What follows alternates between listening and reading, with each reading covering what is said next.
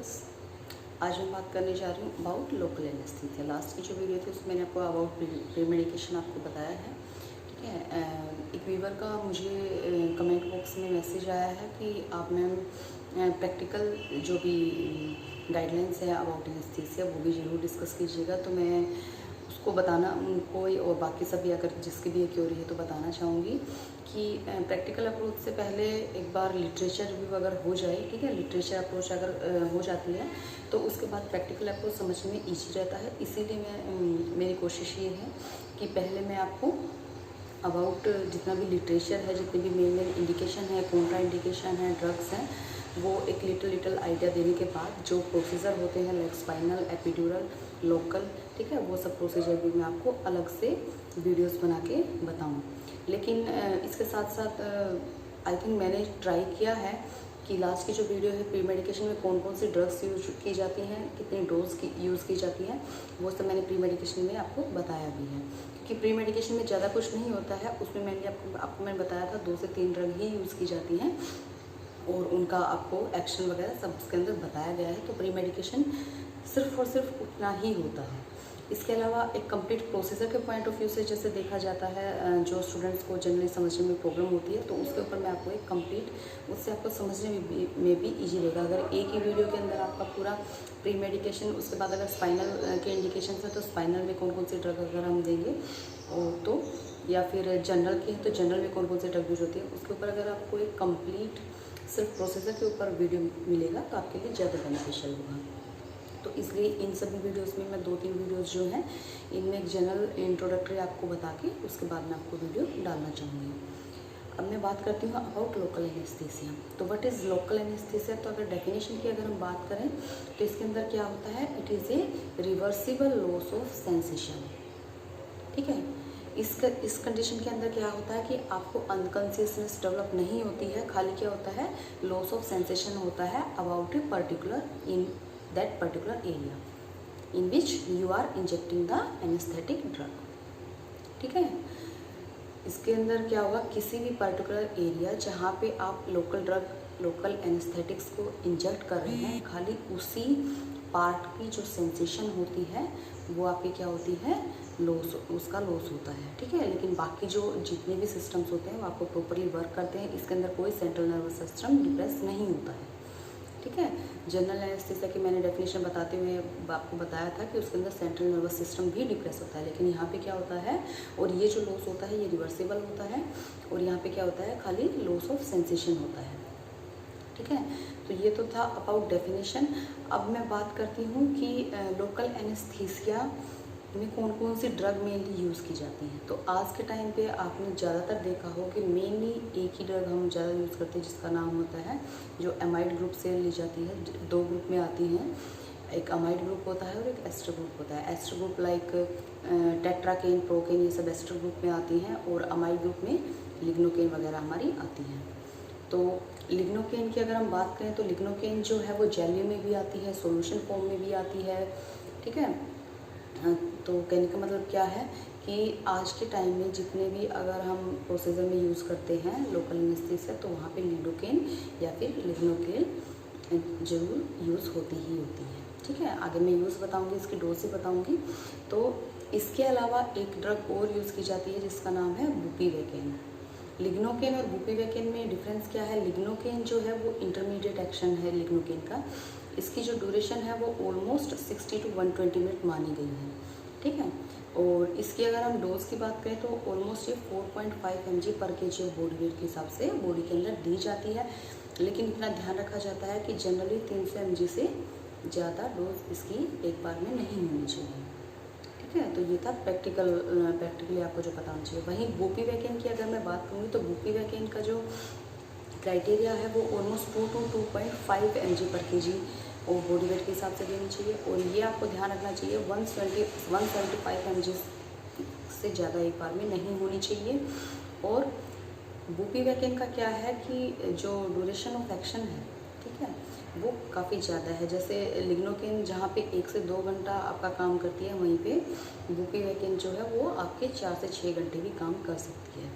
ठीक है, और बुपीवेकेन को जनरली हम मान लो हर्निया कई बार जैसे अम्बिलिकल हर्निया वगैरह इनमें ऑपरेट करने में हम अगर लोकल एनेस्थीसिया यूज़ कर रहे हैं तो उनमें स्टक का यूज़ जनरली हम करते हैं।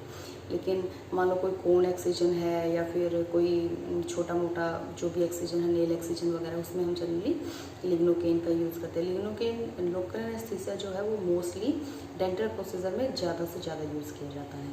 ठीक है, लोकल एनेस्थीसिया में भी डिपेंड करता है। आप लोगों ने सुना होगा और थ्योरी भी होगी कि एक होता है लोकल एनेस्थीसिया, एक बोलते हैं फील्ड ब्लॉक, और एक वर्ड होता है नर्व ब्लॉक। तो क्या डिफरेंस होता है इनके अंदर? देखो, लोकल एनेस्थीसिया मीन्स जैसे मैंने आपको डेफिनेशन में बताया कि एक पर्टिकुलर पार्ट को अगर आपको सेंसेशन का लॉस करना है, एक पर्टिकुलर पार्ट के अंदर, मान लो अगर आपको यहीं पे आपको नेल एक्सरसाइज करना है, ठीक है, नेल एक्सरसाइज करने के लिए अगर आप पर्टिकुलर इस पार्ट को ही अगर डिसेंसिटाइज करना चाहेंगे तो आप क्या करेंगे कि इसके आजू बाजू में ही उसको देंगे, तो उसको वो लोकल एनेस्थीसिया होगा। वहीं पे अगर हम नर्व ब्लॉक की बात करेंगे या फिर फील्ड ब्लॉक की बात करेंगे, फील्ड ब्लॉक की अगर हम बात करें तो क्या होता है फील्ड ब्लॉक में, जैसे एक मेन जो नर्व आती है, ठीक है, मेन नर्व के काफ़ी ब्रांचेज होते हैं, ठीक है, अगर हम ब्लॉक यहीं पे देते हैं, ठीक है, आर्म की फील्ड ब्लॉक में क्या होता है कि एक पर्टिकुलर जैसे रीजनल एनेस्थीसिया भी बोला जाता है उसको। रीजनल एनेस्थीसिया में क्या होता है कि एक पर्टिकुलर पूरी आर्म या फिर पूरी लेग को अगर हम ब्लॉक कर देते हैं, ठीक है, तो उसकी नर्व एंडिंग्स में अगर हम एनेस्थाइज करते हैं जिससे पूरी आर्म डिसेंसिटाइज हो जाती है, ठीक है, तो उसको हम बोलेंगे रीजनल एनेस्थीसिया। ठीक है, फील्ड ब्लॉक हम किसे बोलेंगे? मान लो एक यहाँ पे अगर इसको हमें निकालना है और उसके लिए अगर हम अराउंड, इसको रिंग ब्लॉक भी बोला जाता है, ठीक है, तो अगर मान लो हम यहाँ पे एनेस्थीसिया देके यहाँ की नर्व, यहाँ से आगे जितनी भी नर्व्स हैं उनको पैरालाइज कर देंगे, ठीक है, तो उसको बोला जाता है फील्ड ब्लॉक और रिंग ब्लॉक। तो ये डिफरेंस होता है तीनों के अंदर। इसके बाद मैंने जैसे ड्रग और डोज की मैंने आपको बात की, जो और लिग्नोकेन के साथ एक आपने देखा होगा एड्रेनलिन भी हम यूज़ करते हैं। तो मान लो एड्रेनलिन की डोज डिसाइडेड करने में डिफरेंस रहता है। अगर एड्रेनलिन जो है वो एक वैसोकॉन्स्ट्रिक्शन है, एजेंट है, वैसोकॉन्स्ट्रिक्टर एजेंट है। तो अगर मान लो हमें कोई भी ऐसी सर्जरी है, हमें लग रहा है कि यहाँ पे ब्लीडिंग ज़्यादा होने वाली है, तो हम इसमें एड्रेनलिन यूज़ कर लें तो हमारे लिए ज़्यादा बेनिफिशियल रहेगा। तो उस केस में हम क्या करते हैं, अगर मान लो हमें हेमोस्टेसिस मेंटेन करने के लिए अगर उसकी डोज मेनली लेनी है तो हमारा जो रेशो होगा वो रेशो होगा 1:80,000, ठीक है। और अगर मतलब कहने का मतलब क्या होगा, अगर एक रेशो आपने लिग्नोकेन का लिया है तो एड्रेनलिन का आप कौन सा हिस्सा लेंगे? 1/80,000, ठीक है, तो वो वाला हिस्सा आप कैलकुलेट करेंगे, ठीक है। और उसी तरीके से अगर मान लो एड्रेनलिन आपको पता है कि लिग्नोकेन के इफ़ेक्ट जो है उसको लंबा कर देता है, ठीक है, उसको ज़्यादा कर देता है, उसको एनहेंस कर देता है। तो अगर मान लो आपको उसका इफ़ेक्ट को एनहेंस करना है फॉर लॉन्गर ड्यूरेशन आपको वो चाहिए, तो आप उसमें उसका रेशो होता है 1:1,00,000, ठीक है। तो इस रेशो को ध्यान में रख के ही आप जो भी है उसका मिक्सचर तैयार करेंगे और उसके बाद इंड्यूस करेंगे। लिग्नोकेन का मिक्सचर जैसे मैंने बताया था वो एक्सीड नहीं होना चाहिए। इसके अलावा आपको एड्रेनलिन अगर यूज़ करते हैं तो ये प्रैक्टिकल अप्रोच की बातें हैं, आपको ध्यान रखना चाहिए कि कहीं भी अगर टिप सर्जरी हो रही है, मान लो ईयर लोब्यूली हो रहा है, फिंगर टिप हो रहा है, या फिर आपके जो पेनाइल रीजन पे अगर मान लो कोई सर्जरी है वहाँ से रिलेटेड अगर कुछ है, मान लो टिप कहीं पे भी अगर आपकी एंडिंग, नर्व एंडिंग जहाँ पे होती है, ठीक है, तो वहाँ पे आपको एड्रेनलिन यूज़ नहीं करना है। वहाँ पे अगर आपने एड्रेनलिन यूज़ कर लिया तो वहाँ पे नेक्रोसिस हो जाती है, ठीक है। तो ये आपको बेसिक चीज़ें हैं जो आपको ध्यान रखने की ज़रूरत होती है। इसके अलावा जैसे पोटेंसी की मैंने आपको बात बताई थी कि पोटेंसी जो है वो बुपीवैकिन की ज़्यादा होती है as compare to lignocaine. Mainly आज फील्ड के अंदर दो ही ड्रग जनरल एनेस्थीसिया से ज़्यादा यूज़ करते हैं। प्रोकेन वगैरह इसकी लिग्नोकेन से कम यूज़ हो जाता है, लेकिन लिग्नोकेन से इसकी पोटेंसी कम मानी गई है। ये ऑलमोस्ट 30 मिनट टू 45 मिनट ही इसकी ड्यूरेशन होती है। इसके अलावा टेट्राकेन भी जैसे मैंने बताया था उसकी पोटेंसी हालांकि लिग्नोकेन से ज़्यादा होती है, लेकिन अभी हम टेट्राकेन की बजाय हम बुपीवैकिन ही ज़्यादा यूज़ करते हैं। तो अब अगर मैं इसकी बात करूँगी इसके प्रोसीजर की, आप क्या करते हैं, तो मान लो कोई अगर आपको लिग्नोकेन देना है, ठीक है, लोकल एनेस्थीसिया आपको देना है, आपको कोई भी छोटा सा माइनर सर्जिकल प्रोसीजर करना है, तो उससे पहले आप क्या करेंगे, सबसे पहले जो है आपको जाइलोकेन सेंसिटिविटी टेस्ट पेशेंट की करानी होती है, ठीक है, क्योंकि ऐसा ज़रूरी नहीं है कि पेशेंट लोकल से आपको पेशेंट को एलर्जी ना हो, ठीक है, बहुत कम चांसेस होते हैं लेकिन फिर भी हो सकता है। तो इससे आपको जाइलोकेन सेंसिटिविटी टेस्ट आप पहले करा के ही रखेंगे, कंसेंट आप पेशेंट की लेंगे ही लेंगे।